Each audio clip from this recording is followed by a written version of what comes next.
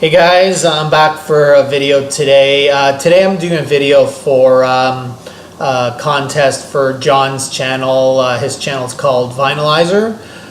Congratulations, John, on your 400 subs, and I think you're also celebrating 100,000 total views. So the contest, I believe, is pick a genre. There's two parts to it. It's pick a genre of music and name the big four artists of that genre.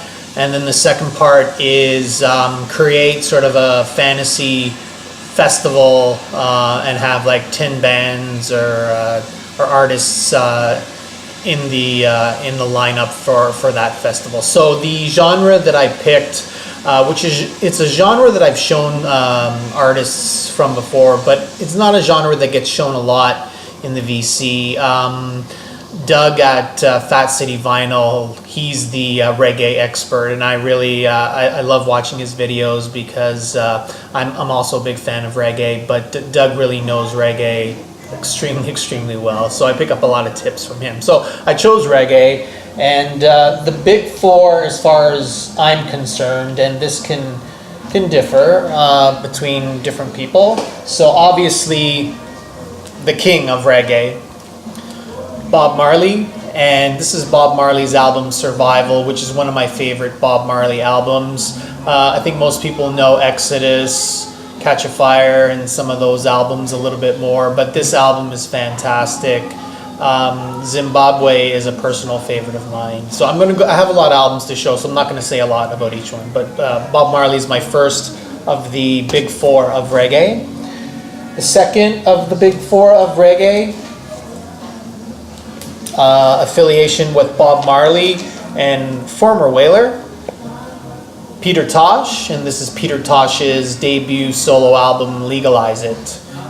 We have Peter there very famously sitting in a field of herb.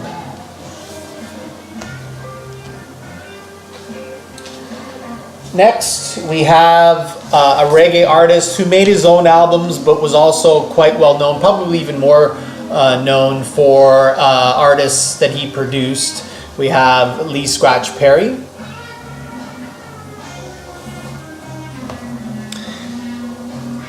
And last but not least, another personal favorite of mine, and I think another reggae giant, we have Burning Spear.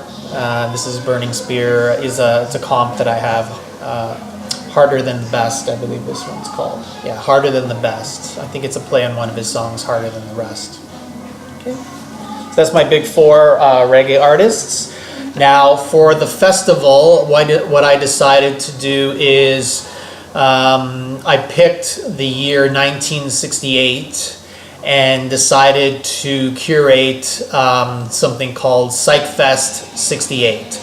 So all the albums that I'm going to be showing, which are bands that I'm going to have at my festival, are all had albums come out either in 1968 or in 1967. So I'm going to be showing the album that the band would actually be promoting at that particular festival. And we're going to start at the bottom of the bill and then work our way up to the headliners. So starting things off, we have Iron Butterfly, and this is their album Inagata Da Vida.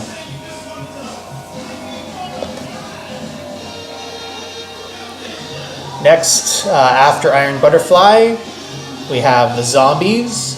And I know the Zombies broke up before this album was even released back in '68, but and they've certainly reformed since then. The main two members, Rod Argent and Colin Bloodstone, and they performed this album in its entirety. But this is me saying, put yourself back in 1968, and this is the Zombies performing this at a festival right after they made this album. And given their spot low on the bill, they probably wouldn't be given enough time to perform this album in its entirety, but certainly they'd be featuring songs from this.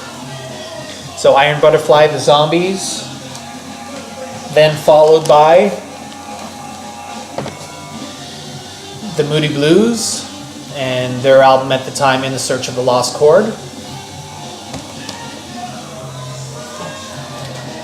The Moody Blues would then be followed by one of my favorite psych bands, Love, and their album Forever Changes, which is released in 1967, but then they broke, I guess the original lineup broke up, and they didn't make another album, or Arthur Lee didn't make another album as Love until 1969's For Sale, so Love is next up on the bill.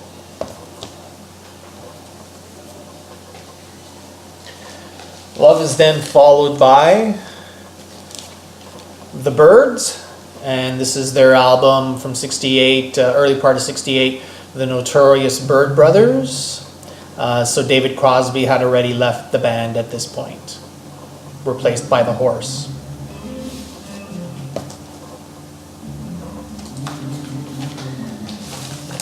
Then next on the bill we have Jefferson Airplane, and their album at the time was Crown of Creation.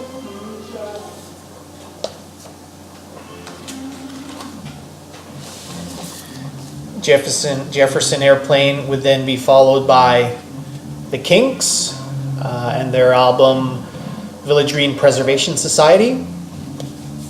So we're down to the top three. Yep, the top three headliners. The next band on the bill, Cream, and this is their album Wheels of Fire.